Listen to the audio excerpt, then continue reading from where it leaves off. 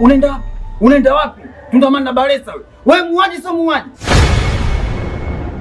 Wewe umeua mjinga, umeua. Usilete ndevu kama ustazi anauza dawa za kisuna hapa. Hapa na kukamatisha. Yaani leo kweupe unakamatwa.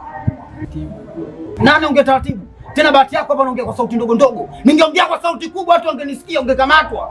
Sikubali. Yaani leo utoboi. Ngoja. Sijaua kaka.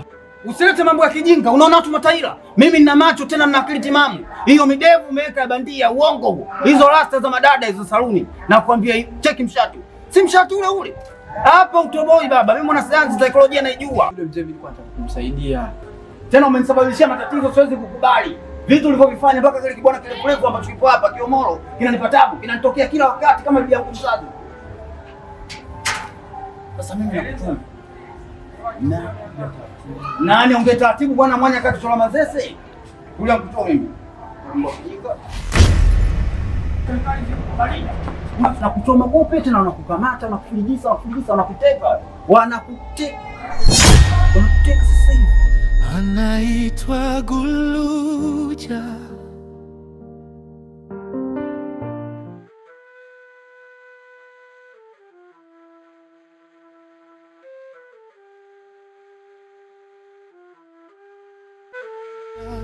Pare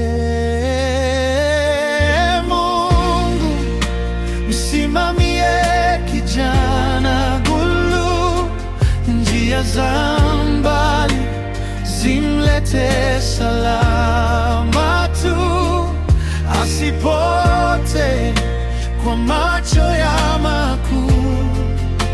Mshike mkono, mtulize moyoni, Bwana. Alipofika mjini, maneno yakawa mengi,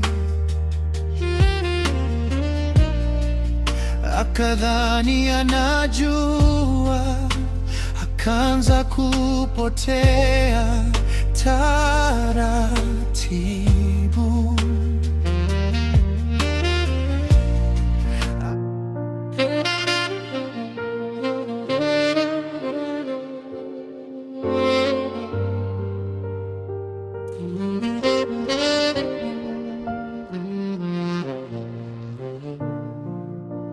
Kijana mdogo anaitwa Guluja, anafunga kiroho, anatazama mbali sana.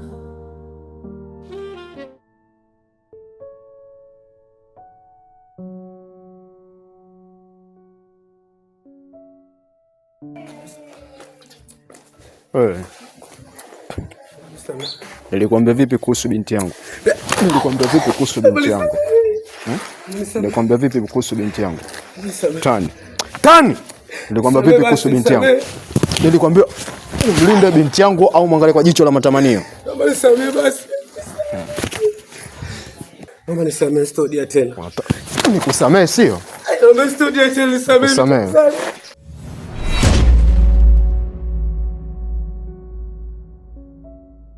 Na hili ni onyo tu. Hiki ni kidogo. Ndio sawa. Umeshindwa kufanya jambo kubwa kwa sababu huu mwezi mtukufu wa Ramadhani. Look in my eyes. I'm gonna kill you one day. You understand what I'm saying? Shenzi kabisa. Sawa. Potea!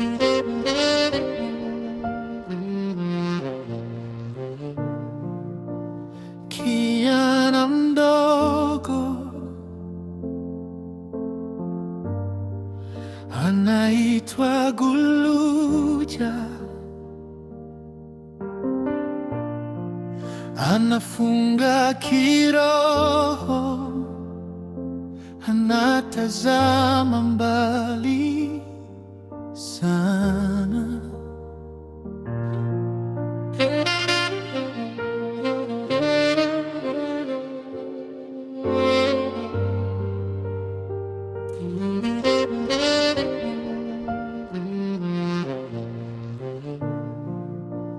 Kijana mdogo,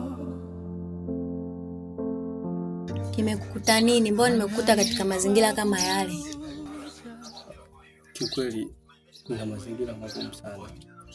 Mpaka saa hizi naonekana kama muuaji. Nina kesi ya uuaji, lakini pia vile nipo kwenye hali ngumu sana. Na namshukuru Mungu kwa kupata msaada wako. Kwani sikuwa na pa kuelekea wala pa kukimbilia.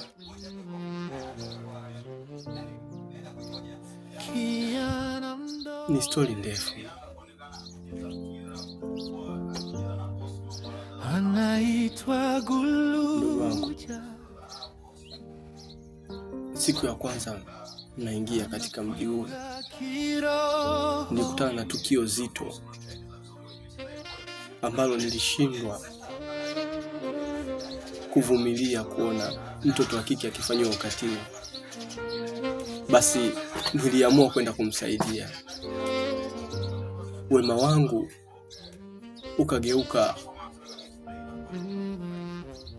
ukageuka kuwa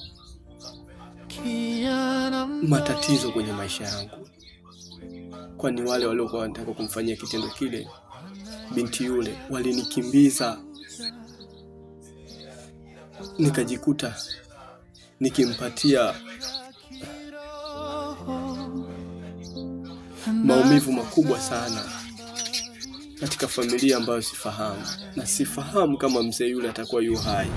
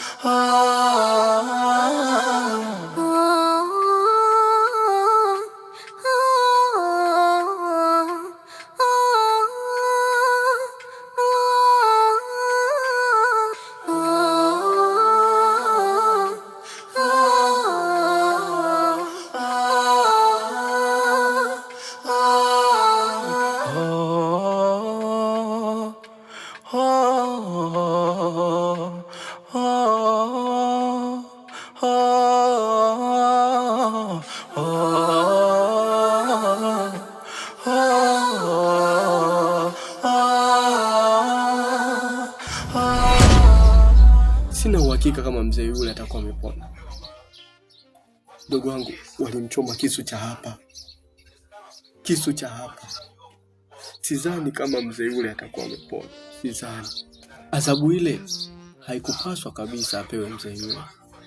kijana mdogo, Lakini wema wake kwangu mimi uligeuka kuwa adhabu kubwa kwenye maisha yake. Alinificha katika banda lake la kuku. Ndipo alipotokea wale vijana na kumchoma kisu. Nafikiria sana ndugu zangu, mama yangu, kaka yangu, shemeji yangu. Sijui watakuwa kwenye maisha gani, sijui watakuwa kwenye hali gani juu yangu mimi, kwa sababu walikuwa wako tayari kunipokea. Na ndio siku ambayo walikuwa wanategemea kufungulia kwa futari ambayo nilitoka nayo kijijini kwa mama yao kipenzi. Sijui wana maisha gani mpaka saa hizi.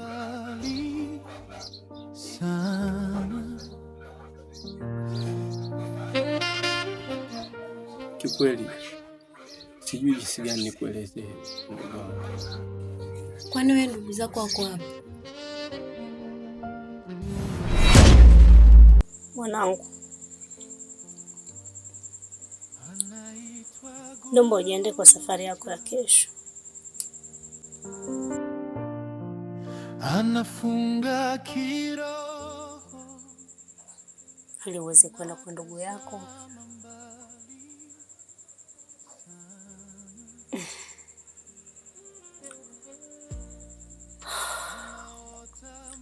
Uweze kumpelekea salamu zangu na chochote ambacho tumejaliwa.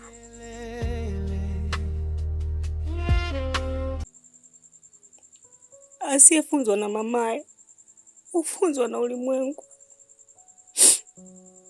Naomba ujue mwanangu, walimwengu wanafundisha vibaya. Walimwengu wana hukumu kali. Walimwengu ni makatili.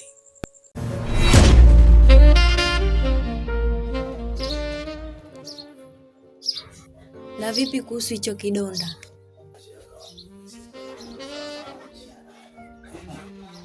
Hili pia lina kisa chake.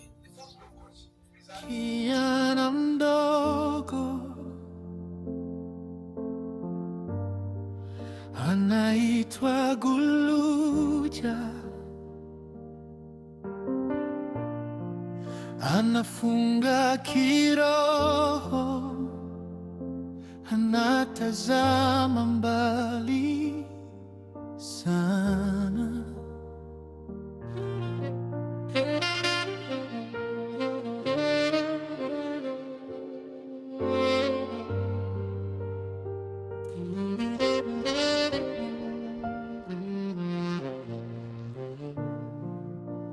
Kijana mdogo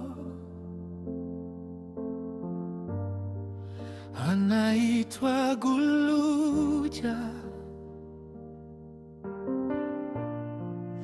anafunga kiroho, anatazama mbali sana.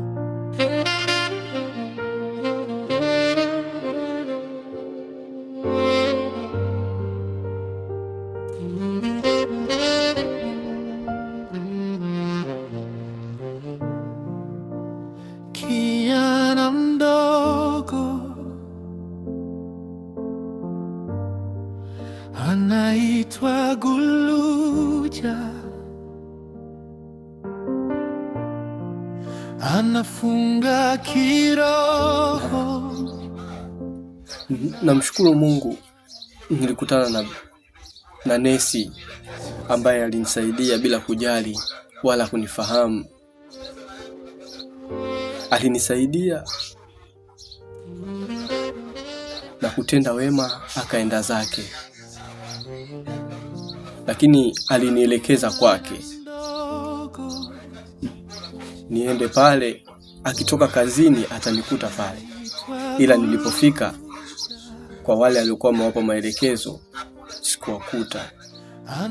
Hivyo ilinibidi nitoke, niondoke, niende nikatafute makazi pa kujificha ili angalau nisukume siku, kwa sababu nilikuwa ninatafutwa na sikuwa na pa kuelekea. Zaidi nilikuwa ni mtu wa kula majahalani, kujificha vichakani, kuzunguka huko na kule, kujifanya kama chizi, kama mwehu, ili angalau niweze kuona usiku na mchana katika dunia hii. Pole sana. Ngoja nifanye maarifa, nikutafutie sehemu nzuri ya kukaa, maana hapa namjua babangu mwenyewe. Nitashukuru sana. Nitashukuru sana ndugu wangu.